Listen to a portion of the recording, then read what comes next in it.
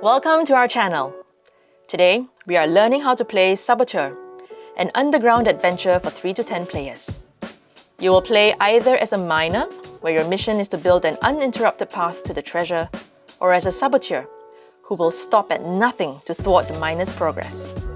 Can you outwit your opponents in this game of teamwork, deception, and deduction? Let's set the game up. This is a tutorial for the basic game. If you are playing with the Mother Load set, please remove the components from the expansion. Cards with the number 2 in the bottom right, the Selfish Dwarf card, and the Gold Nugget coins.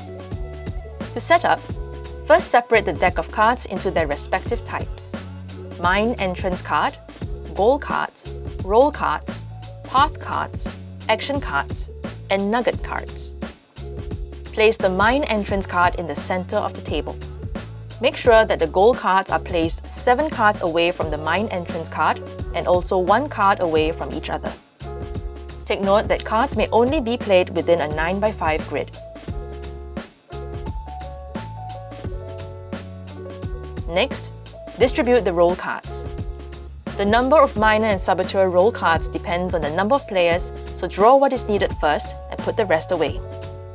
Shuffle the roll cards and distribute 1 per player. These cards will secretly assign you the role of a miner or a saboteur. Keep your role hidden from other players. Set aside the 1 remaining roll card face down.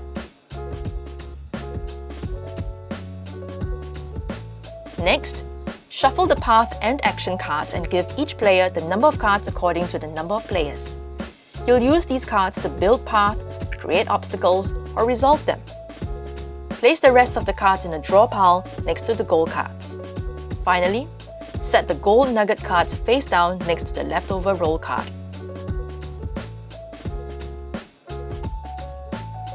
That's it for setup. It's time to mine.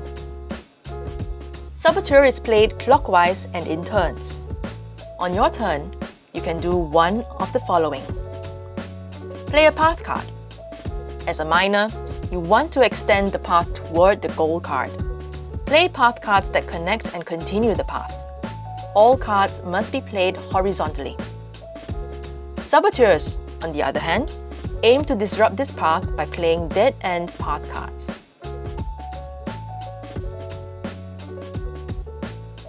Use action cards. These cards can help or hinder your fellow players. For instance, you can use an action card to break someone's tool, which stops them from being able to place any more path cards until another action card to repair their tool is played on them. Pass. Pass by putting 1 card face down on the discard pile. To end your turn, you must draw the top card from the draw pile. Then it's the next player's turn. When a path card reaches a goal card, reveal the goal card. If it is a stone card, the round continues. Align the stone card so that one of its paths connects to a path on the connecting card. If it is a treasure card, the round is over.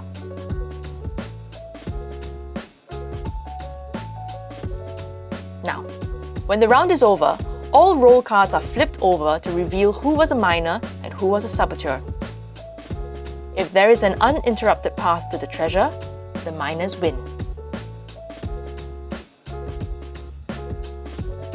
The player who connected to the treasure card draws a number of gold nugget cards face down, equal to the number of gold miners. He looks at them in secret and chooses 1 card to keep.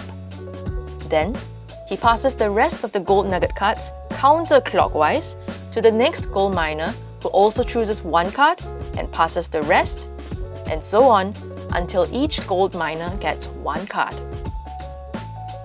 The saboteurs win if the treasure card was not reached. Saboteurs get a certain number of nuggets depending on the number of saboteurs.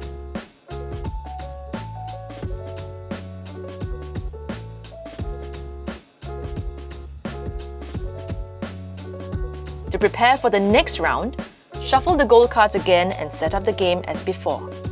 Shuffle the same deck of roll cards, including the one that was set aside in the previous round, and redistribute a roll card to each player. Set the remaining roll card next to the shuffled pile of gold nugget cards. Shuffle the path and action cards and distribute the same number to each player as before.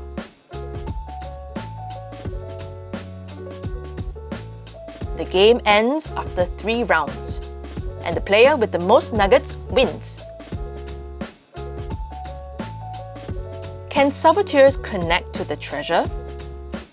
The winning condition is to have an uninterrupted path to the treasure, regardless of who places the connecting card. When this condition is met, only the miners benefit. It would therefore not make sense for a saboteur to connect to a treasure, as this would only help the miners win. Can a path on a stone card be used to lead to another gold card? Yes, as long as the path makes sense. How to use action cards. Action cards have various effects and influence the game in different ways, like halting another player, removing a path, or even looking at a gold card. Let's go through what these action cards are. Broken Tool card. If a player has this card in front of him, he cannot play any path cards on his turn. He may still play action cards or pass on his turn. Only one card of each kind may be played on a player. He may resume playing path cards when the card has been resolved. Fixed tools. These can be played on yourself or another player to repair your own tool or another player's tool. This restores a player's ability to play path cards again. The fixed tool card must be of the same tool type as the broken tool card. Some cards have 2 tool icons on them. A card like this can be used to fix either one of the tools, but not both tools at the same time if a player happens to have both broken tools.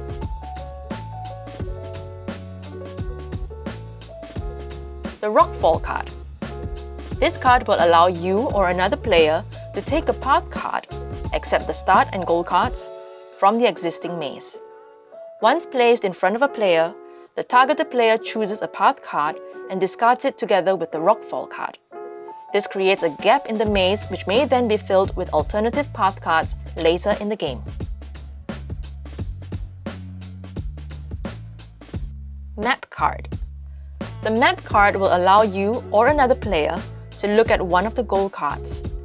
When this ability is used, discard the map card to the discard pile.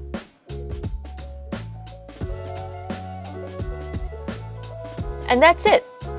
As your saboteur adventure begins, remember to adapt your strategy and learn from your enemies. A nemesis in one round could be your ally in the next. May the best gold digger win. Thanks for watching! If you enjoyed this tutorial, like, share, and subscribe for more game guides. Let us know in the comments which game you'd like to master next.